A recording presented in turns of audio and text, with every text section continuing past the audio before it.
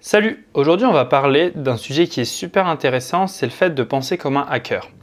Non pas de devenir un hacker, de faire des choses informatiquement, mais là je te parle d'hacker ton cerveau, de faire en sorte d'utiliser ton cerveau beaucoup plus intelligemment et c'est ce qui va te permettre d'être beaucoup plus intelligent et de faire beaucoup plus de choses. Déjà on va un peu parler des caractéristiques d'un hacker.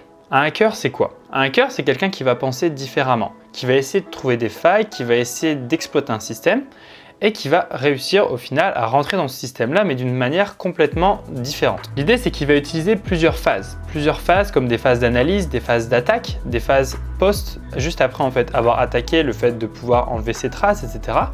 Et dans toutes ces phases-là, ce qu'il va faire, c'est qu'au final, il va réussir à pénétrer un système. Et ce système-là, il va le faire d'une manière différente. Parce que l'idée d'un hacker, ça va être d'essayer de comprendre une application, un site, et de pouvoir l'exploiter, c'est-à-dire de ne pas utiliser ce que tous les utilisateurs font et essayer de faire les choses différemment. Par exemple, tu vois, quand tu es en train de t'inscrire sur un site internet, tu as plusieurs champs. Dans ces champs-là, la plupart du temps, tu vas rentrer quoi? Ton nom, ton prénom, ton mot de passe, etc. Un hacker, lui, ce qu'il va faire, c'est qu'il va essayer de rentrer des choses différentes, des choses qui vont lui permettre d'accéder au système. Et c'est ça qu'il faut penser. Il faut penser différemment, il faut essayer de bidouiller les choses pour pouvoir aller et faire les choses comme toi tu veux et que ça soit différent de ce que les personnes voulaient que toi tu fasses. Tu connais déjà pas mal de hackers. Pas forcément des hackers informatiques, mais des hackers du cerveau. Déjà, je vais te prendre l'exemple de Sherlock, c'est l'exemple que je prends le plus souvent, mais c'est un exemple qui est clair, c'est-à-dire que Sherlock, il va utiliser plusieurs phases. Il va d'abord avoir une phase d'observation, où il va essayer d'observer sa cible, essayer de la comprendre, essayer de déduire des choses de lui, pour pouvoir pénétrer dans son cerveau, faire en sorte de le comprendre, de faire en sorte de comprendre comment il pense, comment est-ce qu'il réfléchit, et c'est grâce à ça qu'il va pouvoir mieux réfléchir, être beaucoup plus intelligent. Sherlock, il va toujours faire en sorte de faire les choses différemment. Il va jamais penser comme tout le monde, il va jamais faire les choses comme tout le monde les aurait fait, tout simplement parce que c'est un hacker. C'est pas quelqu'un qui va réfléchir comme tout le monde, il va toujours essayer de faire les choses différemment. C'est pour ça que on peut le prendre comme un psychopathe, on peut le prendre comme quelqu'un de différent, et c'est aussi pour ça qu'il attire les gens. C'est pour ça que les séries sur Sherlock, elles attirent énormément, tout simplement parce que c'est un personnage hyper emblématique, c'est un personnage qui est complètement différent. On peut pas vraiment s'identifier à lui, tout simplement parce que, entre guillemets, on est dans la norme, on n'est pas comme tout le monde comme lui il fait. C'est pour ça qu'on peut difficilement s'identifier à lui parce que c'est rare d'être comme Sherlock. Et c'est ce qui m'intéresse, c'est de devenir comme Sherlock, c'est de réfléchir comme lui, de penser différemment. Et c'est pareil pour tous les autres personnages comme Patrick Jane, Michael Scofield, tous ces personnages-là, ils ont essayé de penser différemment. Michael Scofield, quand il a essayé de s'évader de la prison, il n'a pas essayé de faire comme tout le monde. T'imagines qu'il a fait en sorte de mettre et de tatouer sur son corps tout le plan d'une prison. C'est quand même quelque chose de fou, fallait quand même y penser. C'est que des choses qui sont hyper intéressantes et qui font que c'est des personnes qui sont emblématiques. Et ça, là, je te parle de personnages fictifs. Mais il existe aussi des personnages réels comme Steve Jobs. Steve Jobs, c'est un hacker. À la toute base, il a commencé en tant que, entre guillemets, un peu hacker avec son pote Steve Wozniak. Ce qu'ils ont fait au tout début, c'est qu'ils ont fait des téléphones hackés. C'est-à-dire qu'ils faisaient en sorte d'avoir des téléphones pour pouvoir appeler depuis n'importe où dans le monde où ils veulent et de manière totalement gratuite. Ils avaient fait je ne sais plus comment ça s'appelait, je crois que c'était des Blue Box. Et grâce à ça, ils pouvaient appeler n'importe où. C'est cet esprit-là, cet esprit qui est différent. D'ailleurs, le slogan d'Apple, c'est Think Different. Et c'est pas pour rien, c'est parce qu'en fait, ils ont toujours fait les choses différemment. Pourquoi est-ce qu'ils ont toujours voulu sortir des choses qui étaient complètement en dehors de la plaque, des choses qui sont complètement pas comme tout le monde? C'est pour ça que chaque année, quand ils vont sortir un iPhone, quand ils vont sortir un nouveau produit, il y a beaucoup de gens qui vont les critiquer et d'autres personnes qui vont les aimer. On peut soit les kiffer, soit les détester. Et ça qui est intéressant avec eux, c'est parce qu'ils font les choses complètement différemment. C'est-à-dire que ça va pas être comme la norme. En 2007, quand ils ont sorti le premier iPhone, c'était quelque chose de fou, c'est une révolution, c'est quelque chose qui n'avait jamais été vu. Avant ça, il y avait quoi? Il y avait des téléphones à clapper, tout le monde utilisait un BlackBerry. Le BlackBerry, c'était l'avenir. Alors que pas du tout au final. Le téléphone tactile, quand il est arrivé, il y a beaucoup de gens qui l'ont critiqué, ils se sont dit c'est impossible de travailler avec ça. Finalement, maintenant, qu'est-ce qui a gagné? C'est les téléphones tactiles, parce qu'ils ont pensé différemment, ils ont fait les choses différemment. Et c'est grâce à Apple qu'on a énormément d'innovations maintenant. Et on a beau les critiquer, on a beau ne pas les aimer, au final, c'est quand même eux qui ont apporté la plupart des grandes innovations technologiques qu'on a maintenant. Et c'est pareil pour d'autres firmes, par exemple Tesla, on a beau ne pas forcément aimer son créateur, mais c'est pas pour autant que ce qu'il fait, c'est pas incroyable. Il a des rêves, il a des choses énormes, Elon Musk. Il veut aller sur Mars, c'est quand même un projet qui est fou. Le fait de pouvoir ramener des gens sur Mars, de pouvoir coloniser Mars, c'est un grand rêve, un grand projet. Les gens vont le prendre pour un fou. Et c'est ce qui fait qu'il est différent. Et c'est ce qui fait que c'est un hacker dans sa tête. Donc moi, ce que je vais faire, c'est que je vais créer une série de vidéos où je vais en fait décortiquer et analyser des personnages comme ça, des personnages emblématiques, qu'ils soient vivants, fictifs ou morts.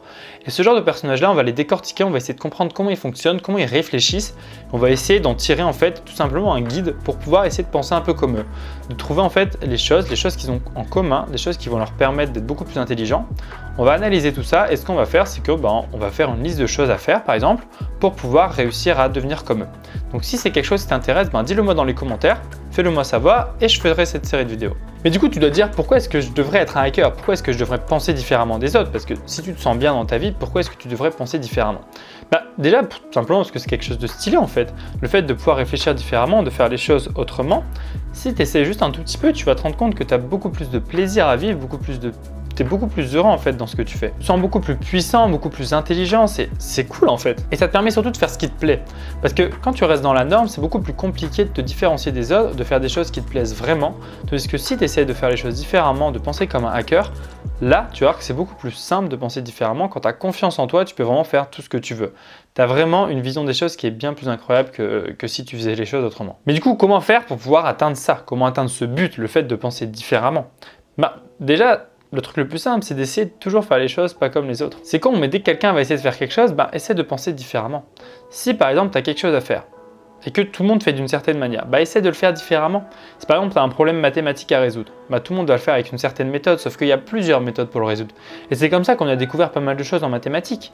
La plupart des choses qu'on a découvertes, c'est tout simplement parce qu'une personne, il essayait de faire différemment. Si je prends l'exemple de Ramanujan, c'est un grand mathématicien indien. Il a toujours fait les choses différemment, c'est-à-dire qu'il n'a jamais aimé par exemple faire des vraies démonstrations mathématiques qui sont complètement rigoureuses.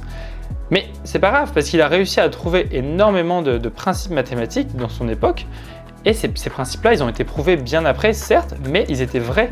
Et certes, on l'a pris pour un fou, on l'a pris pour quelqu'un qui était pas vraiment un mathématicien, tout simplement parce que il faisait pas les choses rigoureusement. Mais il était bien plus intelligent que tout le monde parce qu'il a réussi à faire les choses sans les prouver mathématiquement. Et il avait raison, il a réussi à trouver des formules qui sont incroyables et qui sont encore utilisées aujourd'hui. Et pourtant, on l'a pris pour un fou, et même quand on retrouve de certains de ses carnets, on retrouve des formules qui sont maintenant utiles et énormément utiles, alors que pourtant elles n'ont jamais été réellement prouvées. Donc essaye de voir les choses sous un autre angle. Essaye de voir les problèmes que tu as, les problèmes que les autres ont sous un autre angle. Essaye de penser différemment.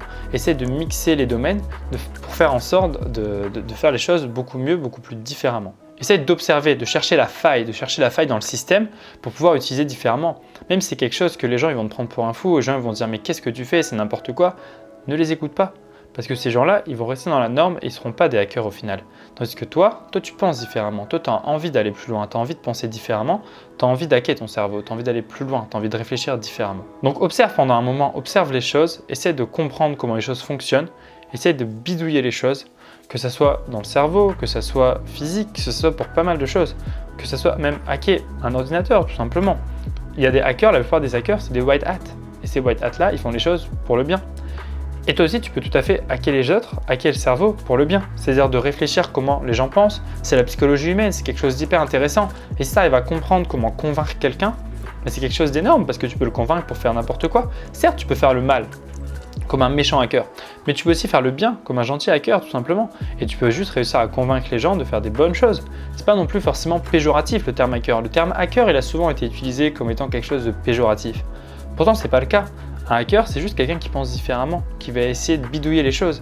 Et c'est ça que je veux te faire comprendre, c'est d'essayer de faire les choses différemment. Donc j'espère que ça t'a convaincu et que tu as envie maintenant de penser outside the box et de faire les choses d'une meilleure manière. Donc si c'est le cas, essaie d'y réfléchir. Et si vraiment tu veux aller plus loin, regarde dans la description, dans le premier lien, tu peux t'inscrire à mon groupe privé. C'est gratuit, tu as juste à rentrer ton adresse email. Et en fait, tu vas recevoir tous les jours un email avec du contenu en plus. Tu vas recevoir tous les jours un email dans ta boîte, tous les matins, où tu vas avoir du contenu qui va être vraiment intéressant, qui va vraiment t'aider à aller plus loin. Ce contenu, il est gratuit et ça va vraiment t'aider. Et si ça t'intéresse, cette série de vidéos que j'ai envie de faire, qui va pouvoir retracer la vie de la plupart des personnes qui sont hyper intelligentes, des personnes qui ont hacké leur cerveau, fais-le moi savoir, surtout dis-le moi dans les commentaires et je verrai pour la faire. En tout cas, passe une superbe journée et on se retrouve bientôt pour une prochaine vidéo. Salut!